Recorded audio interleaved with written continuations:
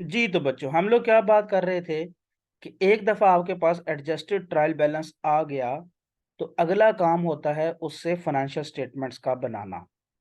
अब हम मेनली जो फाइनेंशियल स्टेट वैसे इससे ज़्यादा भी बनती हैं, स्टेटमेंट ऑफ ऑनर इक्विटी भी बनती है, स्टेटमेंट ऑफ कैश फ्लो भी बनती है, लेकिन फ़िलहाल का जो हमारा स्कोप है, वो ये है कि हमने 3 फाइनेंशियल स्टेटमेंट्स बनानी हैं। ये तीनों की मैंने हेडिंग्स लिखी हुई हैं और एक बात याद रखें जब आप लोग पेपर करेंगे तो आपने इसी फॉर्मेट को फ़ॉलो करना है, आपने इस फॉर्मेट के भी मार्क्स होते हैं यानी देखो, ये हमारा क्वेश्चन है, ये देख रहे हो आप राइट साइड पे जहाँ पे मेरा कर्सर है। और इसके नाम के नीचे पढ़ो लॉन प्रोवाइड इनकॉर्पोरेशन है, इसके नाम के नीचे पढ़ो ये कौन-सा ट्रायल बैलेंस हमें दिया हुआ है। देख रहे हैं आप लोग? ये कौन-सा है? एडजस्टेड ट्रायल बैलेंस, ठीक है? यानी अब ये अनएडजस्टेड नहीं है, इसके ऊपर एडजस्टमेंट्स हो के वर्कशीट बन के ये एडजस्टेड ट्रायल बैलेंस हमारे पास आ गया है। पर इस एडजस्टेड ट्रायल बैलेंस से अब आपने बनानी है फाइनेंशियल स्टेटमेंट्स। तो हम 3 फाइनेंशियल स्टेटमेंट्स बनाते हैं। पहली फाइनेंशियल स्टेटमेंट जो हम बनाते हैं, उसे हम कहते हैं इसका नाम भी थोड़ा-सा मैं ब्रॉड कर देता हूँ। इसे हम कहते हैं इनकम स्टेटमेंट। ठीक है, जब आपने पेपर करना है, उसी तरह से जो भी क्वेश्चन होगा, जो भी कंपनी होगी, सबसे पहले आपने उसका नाम लिखना होता है। दूसरी लाइन में आपने लिखना होता है कि आप बना क्या रहे हैं और तीसरी लाइन में आपने लिखना होता है, ये नीचे डेट दी हुई होती है, फॉर द ईयर एंडेड जो भी डेट हो, मार्च 31 मार्च भी हो सकती है, 30th अप्रैल भी हो सकती है, कोई भी डेट हो सकती है। तो आपने लिखना है फॉर द ईयर एंडेड यानी हमारा साल यहाँ पे खत्म हो रहा है और हम इस पूरे के लिए ये बना रहे हैं। अब इनकम स्टेटमेंट जो है ये इंतहाई आसान है। इसका एक थोड़ा-सा फॉर्मेट है जिसको हम फॉलो करेंगे, अदरवाइज़ इट्स वेरी सिंपल। आपने क्या करना होता है, इसका सादा-सा अगर मैं आपको कॉन्सेप्ट समझाऊँ, कोई मुझे कहे कि आप एक जुमले में इनकम स्टेटमेंट डिफाइन करें, तो मैं उसे कहूँगा कि आप सारे रेवेन्यूज़ में से सारे एक्सपेंसेस माइनस कर दो, तो आपकी इनकम स्टेटमेंट बन गई। क्या करना है? सारे रेवेन्यूज़ में से सारे एक्सपेंसेस माइनस कर दो, तो आपकी इनकम स्टेटमेंट बन गई। आपने इनकम स्टेटमेंट की ऊपर वाली हेडिंग्स दे दी, इसके आगे आपने 2 कॉलम बनाने हैं इसी तरह से। यानी आपने जब यहाँ पे तो नाम वाला कॉलम होगा, इसके आगे आपने इस तरह से रुपीज़ वाले या डॉलर वाले आपने 2 कॉलम्स बनाने हैं। सबसे पहले आपने हेडिंग देनी है रेवेन्यू की और ट्रायल बैलेंस पे आपने आ जाना है यहाँ पे। ये देखें नीचे जो है capital stock, retained earning, dividend इसके बाद आमतौर पे रेवेन्यू दिया हुआ होता है।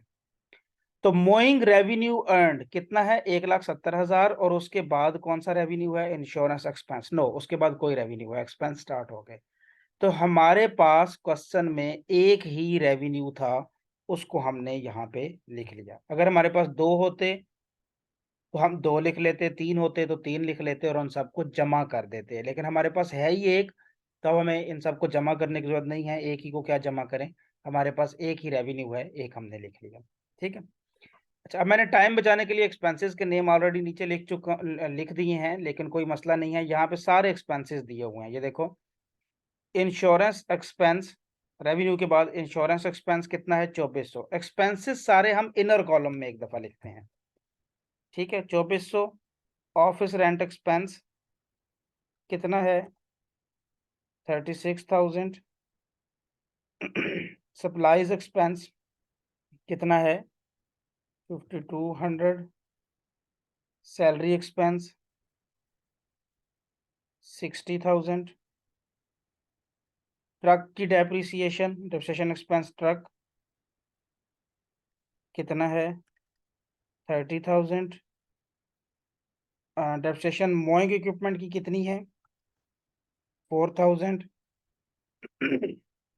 रिपेयर एंड मेंटेनेंस एक्सपेंस कितना है? 3,000।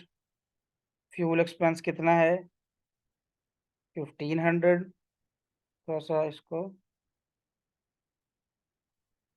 अच्छा, फ्यूल एक्सपेंस तक पहुंचे थे 1,500। मिसलेनियस एक्सपेंस हमारे पास कितने हैं? 5,000।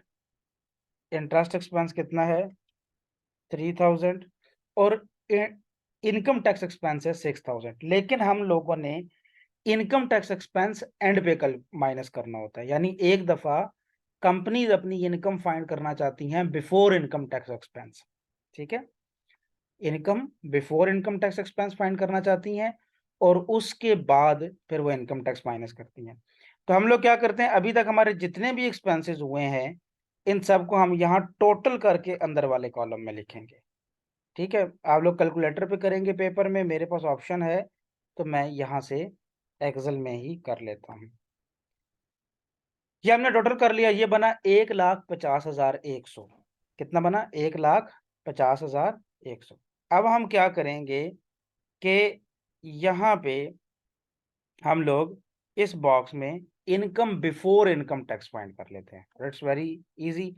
हम क्या करेंगे, रेवेन्यूज हमारे पास थे ये वाले, माइनस हमने कर लिया किसको, ये सारे, यानी हमने इनर कॉलम में सबको लिखा और एंड पे हमने सबको जमा करके उसी के नीचे लिख दिया, तो इससे उसका फॉर्मेट अच्छा बन गया। इसको हम सबको माइनस किया तो हमारे पास जो है वो इनकम बिफोर इनकम टैक्स कितनी बन गई, 19,900, ठीक है। अब इसमें से हमें किसको माइनस करना है, याद रखें सारे रेवेन्यूज प्लस होते हैं। अब हमारे पास तो था ही एक, लेकिन अगर ज्यादा होते तो सारे रेवेन्यूज प्लस, तो सारे एक्सपेंसेस को भी प्लस करके रेवेन्यूज में से एक्सपेंसेस को माइनस करना है। अच्छा, इनकम टैक्स एक्सपेंस कहाँ था जी, इनकम टैक्स एक्सपेंस ये हमारे पास कितना है, 6,000। तो अब हम इसको भी माइनस कर लेते हैं, ये हम 6,000 इसको भी माइनस किया तो हमारे पास यहाँ पे जो फाइनल आंसर है वो कितना आ जाएगा, is equal to this value minus income tax. तो हमारे पास जो फाइनल जवाब है वो कितना आ गया, 13,900। ये हमारी नेट इनकम आ गई। तो पहली फाइनेंशियल स्टेटमेंट बनानी आसान है ना, सिंपल, क्या करना है, सारे रेवेन्यूज को भी लिख लेना है। आमतौर पे होते ही एक दो हैं इन क्वेश्चंस में तो, लेकिन रेवेन्यूज कॉन्सेप्ट क्या है, रेवेन्यूज माइनस एक्सपेंसेस। और एक्सपेंसेस को लिखते वक्त थोड़ा सा फॉर्मेट एक ये है कि पहले सारे एक्सपेंसेस लिख लो लेकिन इनकम टैक्स का एक्सपेंस ना लिखो। तो आप सारे जब एक्सपेंस माइनस करोगे तो ये आपकी नेट इनकम तो है, इनकम तो है आपकी, लेकिन अभी इसमें से क्योंकि इनकम टैक्स माइनस हमने नहीं किया तो हम इसे क्या कह देते हैं, income before income tax expense. और फिर बाद में इनकम टैक्स एक्सपेंस भी माइनस कर लेते हैं तो ये हमारे पास क्या आ जाती है, नेट इनकम। ये थी आज की हमारी पहली स्टेटमेंट। अब आते हैं दूसरी स्टेटमेंट पे। ये मैंने आपको समझाने के लिए ये नंबर लिखे हुए हैं, यानी चले हमें स्टेटमेंट का नंबर आ जाए, लेकिन आप लोगों ने पेपर में नहीं लिखने। तरीकेकार, फॉर्मेट वही है ऊपर वाला, आपने उसी तरह से नाम लिखना है इसका, फिर उसके बाद आप कौन सी स्टेटमेंट बना रहे हो। जैसे हमने नेट जो इनकम स्टेटमेंट है उसमें दूसरी लाइन में हमने इनकम स्टेटमेंट लिखा था, यहाँ पे हम स्टेटमेंट ऑफ रिटेन्ड अर्निंग लिख रहे हैं, और उसके बाद for the year ended. Income statement के बाद बनती है स्टेटमेंट ऑफ रिटेन्ड अर्निंग। और याद रखें हम इनको आगे पीछे नहीं कर सकते हैं, यानी ऐसा नहीं हो सकता कि हम पहले स्टेटमेंट ऑफ रिटेन्ड अर्निंग बना दें और बाद में नेट इनकम, पॉसिबल नहीं है, क्योंकि स्टेटमेंट ऑफ रिटेन्ड अर्निंग का जो फार्मूला है उसमें हमें नेट इनकम की जरूरत होती है। स्टेटमेंट ऑफ रिटेन्ड अर्निंग के लिए ना आपने 10 दफा ये बोलना है, ये आपने रखना है, opening retained earning plus net income minus dividend. कितनी चीजें हैं, कुल 3, opening retained earning plus net income minus dividend, ये सारा कुछ आपके पास मौजूद होगा। जब हम ओपनिंग रिटेन्ड अर्निंग में नेट इनकम को प्लस कर लेंगे, डिविडेंड को माइनस कर लेंगे, तो हमारे पास आंसर क्या आ जाएगा, क्लोजिंग रिटेन्ड अर्निंग। ठीक है, तो हमें रिटेन्ड अर्निंग फाइंड करनी होती है। एक दफा जब हम क्लोजिंग रिटेन्ड अर्निंग फाइंड कर लें तो अब जहां जहां पर भी इसके बाद बैलेंस शीट में हम जहां पे भी रिटेन्ड अर्निंग लिखेंगे वो कौन सी लिखेंगे, क्लोजिंग वाली लिखेंगे, बाकी हमने फाइंड कर ली। ठीक है। अच्छा, ओपनिंग रिटेन्ड अर्निंग हमें कहां से मिलती है, सबसे पहली बात ये, ओपनिंग रिटेन्ड अर्निंग हमेशा जो भी रिटेन्ड अर्निंग आपके ट्रायल बैलेंस में दी हुई हो, यहाँ पे इसको ढूंढ लेते हैं, कैश अकाउंट रिसीवेबल अनएक्सपेंसिव, यहाँ पे जो भी रिटेन्ड अर्निंग आपके ट्रायल बैलेंस में दी गई हो वो हमेशा कौन सी होगी, ओपनिंग रिटेन्ड अर्निंग। ये मुझे मिल गई, ये मेरा आप कर्सर देखें, ये रिटेन्ड अर्निंग, इसके साथ ओपनिंग का वर्ड नहीं दिया हुआ, लेकिन याद रख लें आप लोग, हमेशा जो भी रिटेन्ड अर्निंग ट्रायल बैलेंस में होगी उसे हम क्या कहेंगे, ओपनिंग रिटेन्ड अर्निंग। तो ओपनिंग रिटेन्ड अर्निंग है जी 30,000, ये मैं लिख लेता हूँ 30,000। नेट इनकम कहाँ से लें, हाँ जी आप बच्चों बताओ जी, नेट इनकम कहाँ से लें।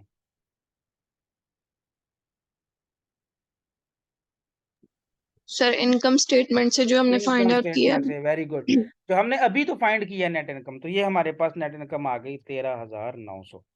तो हम एक दफा क्या करते हैं, इन दोनों को जमा कर लेते हैं कि भला बना क्या। ये फॉर्मेट है इसका।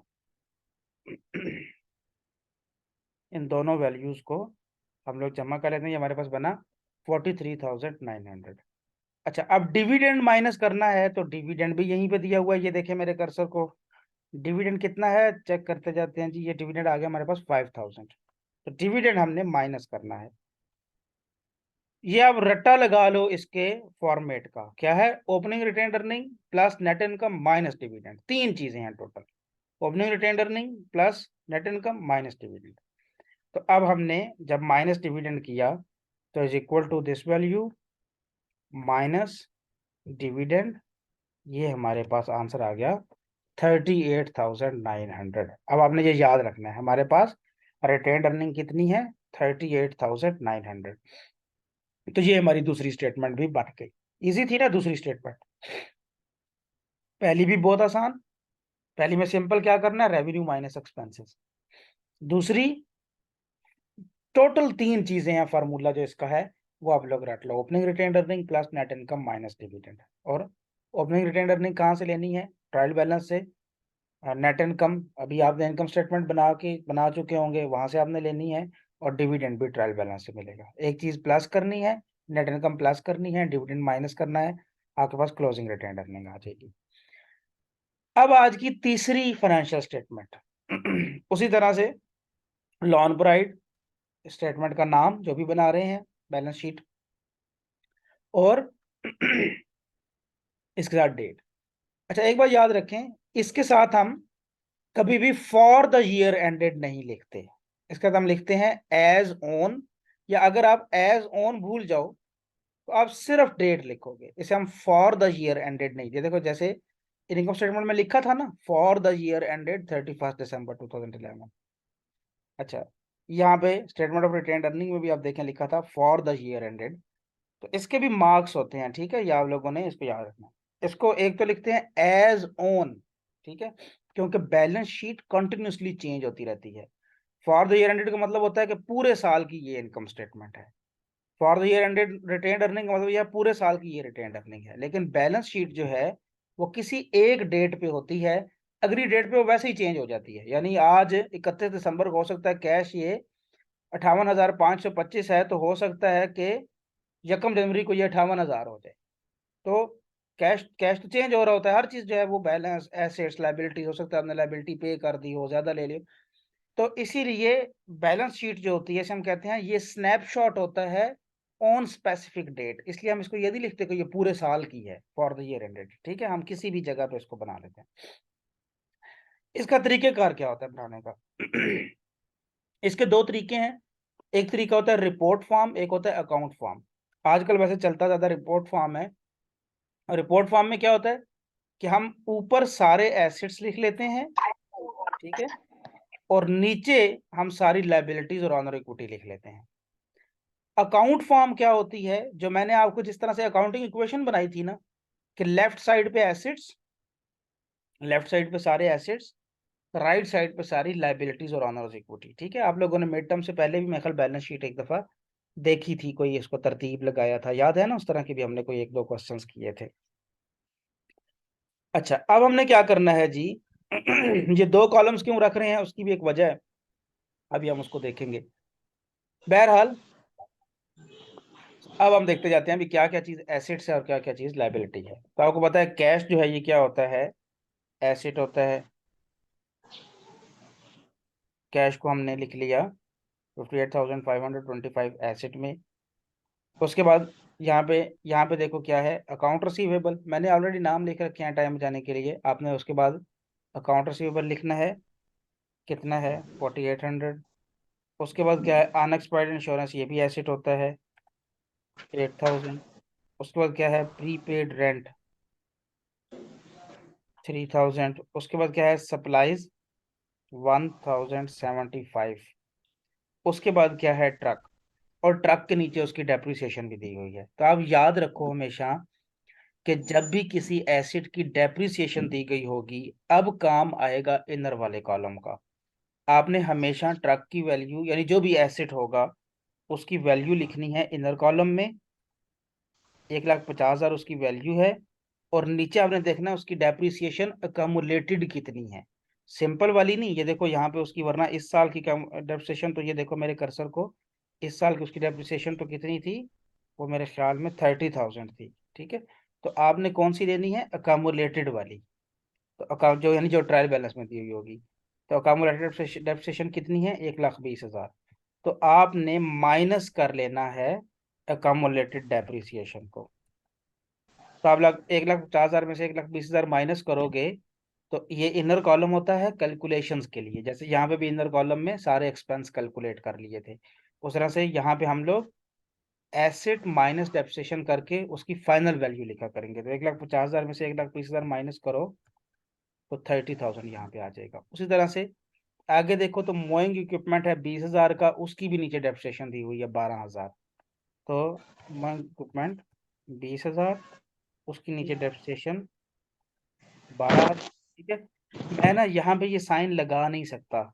आप लोगों ने इसके साथ जब आप लोग क्वेश्चन पेपर में कर रहे होगे, तो जब आप इसको इनर कॉलम में नीचे अकोमोडेटेड डेप्रिसिएशन को लिखोगे, यानी जो चीज माइनस होनी होती होगी, तो उसको आप ब्रैकेट में लिखोगे। ठीक है, यहाँ पे मैं ब्रैकेट सबमिट लिखूंगा तो वो उसका मारो साइन चेंज कर देगा, इसलिए ना आप लोग उसको ब्रैकेट में लिखोगे। ठीक है, तो 20,000 में से 12,000 माइनस करेंगे तो ये कितना आ जाएगा, 8,000।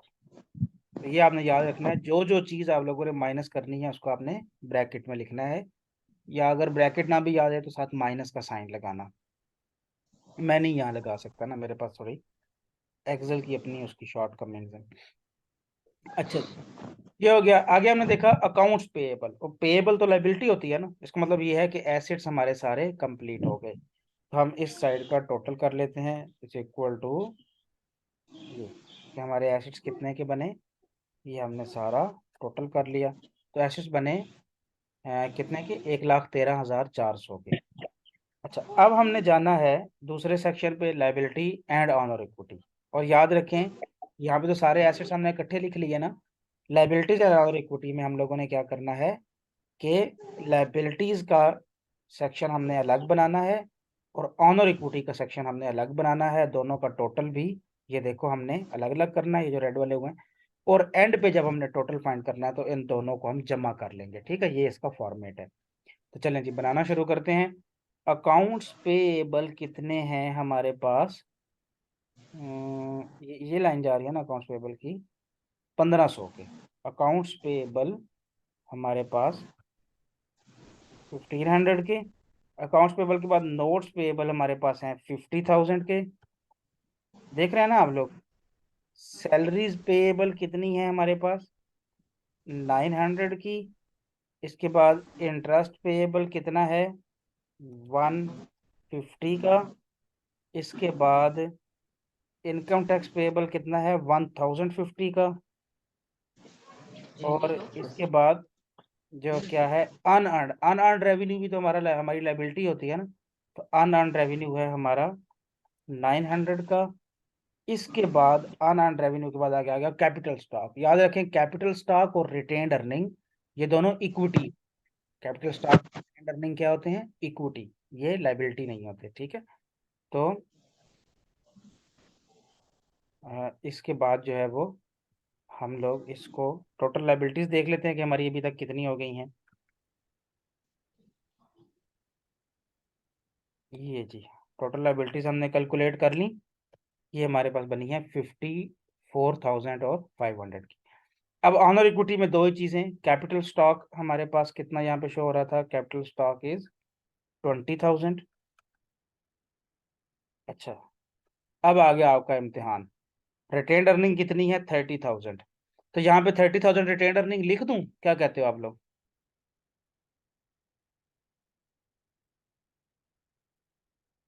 सोचो। नहीं सर, वो तो ओपनिंग वाली थी ना। वेरी गुड, वो ओपनिंग वाली थी। तो अब मैंने कहा कि जब भी हम रिटेन्ड अर्निंग फाइंड कर लेंगे क्लोजिंग वाली, तो अब हम जहां जहां पे भी, हमें इससे आगे भी जब हम नेक्स्ट लेक्चर्स में जाएंगे, जब हम आफ्टर क्लोजिंग ट्रायल बैलेंस बनाएंगे, तो वहां पे भी हमें ये जरूरत पड़ेगी रिटेन्ड अर्निंग। लेकिन इसके बाद अब हमने जहां पे भी रिटेन्ड अर्निंग लेनी है, हमने कौन सी लेनी है? Closing retained earning. तो क्लोजिंग रिटेन्ड अर्निंग हमारे पास है 38,900। ये देखें यहाँ पे हमने कैलकुलेट की थी, ठीक है, 38,900। टोटल लाइबिलिटीज हो गई 54,500। टोटल इक्विटी कितनी हो गई इसको भी फाइंड कर लेते हैं। दो ही चीजें हैं, यूं ही प्लस कर लेते हैं, ये और ये। तो ये हमारे पास बनी 58,900, ठीक है। तो अब हमारे पास टोटल लाइबिलिटीज भी आ गई, टोटल इक्विटी भी आ गई। तो पूरी साइड का जो टोटल बनेगा वो भला क्या बनेगा? Is equal to total liabilities plus total equity. तो ये हमारे पास आंसर आया 1,13,400। ये देखो बच्चों, इसको मैं कोई और कलर दे देता हूं ताकि, चलो हाईलाइट कर देता हूँ। ये देखो, ये आ गया इस पूरी साइड का टोटल, इस पूरी लाइबिलिटीज और ऑनर इक्विटी का। जिसमें हमने टोटल लाइबिलिटीज भी फाइंड की, ऑनर इक्विटी भी फाइंड की। तो कितना है ये टोटल? 1,13,400। और आप ये जो हमने ऊपर, सॉरी, ये ये तो नहीं करना था, ये सिर्फ टोटल को हाईलाइट करना था। ये देखो, इसका टोटल देखो तो ये भी कितना है? 1,13,400। तो एंड पे अगर आपकी बैलेंस शीट इक्वल आ गई तो इसका मतलब ये है कि आपका क्वेश्चन जो है वो अल्हम्दुलिल्लाह ठीक हो गया है। अब आपको पूरे मार्क्स मिल जाएंगे, ठीक है बच्चों। अब जितने भी एडजस्टेड ट्रायल बैलेंस आप लोगों ने बनाए हैं वो आठों के आठ, उन सब की ये तीनों फाइनेंशियल स्टेटमेंट्स बना लो। सबकी इनकम स्टेटमेंट भी बना लो, स्टेटमेंट ऑफ रिटेन्ड अर्निंग भी बना लो, और बैलेंस शीट भी बना लो। प्रैक्टिस कर लो जितनी आप कर सकते हो। मैं नेक्स्ट सेशन में आपको पांचवें चैप्टर में से भी कुछ क्वेश्चन बना बताऊंगा। चौथे चैप्टर में तो सारे एडजस्टेड ट्रायल बैलेंस आपने खुद बनाए हैं ना, तो उनकी आगे आप फाइनेंशियल स्टेटमेंट्स बना लो। तो पांचवें चैप्टर भी आपको बताऊंगा जहां पे आपको एडजस्टेड ट्रायल बैलेंस बने बनाए मिल जाएंगे, और आप उससे आगे उनकी फाइनेंशियल स्टेटमेंट्स की प्रैक्टिस कर लोगे, ठीक है। तो अभी हम यहाँ पे, हमारा रिमेनिंग टाइम भी खत्म हो गया मीटिंग का। एक दफ़ा मैं मीटिंग को क्लोज करता हूँ और साथ में आपका लेक्चर भी अपलोड करता हूँ। आप लोग दोबारा ज्वाइन करें मीटिंग को।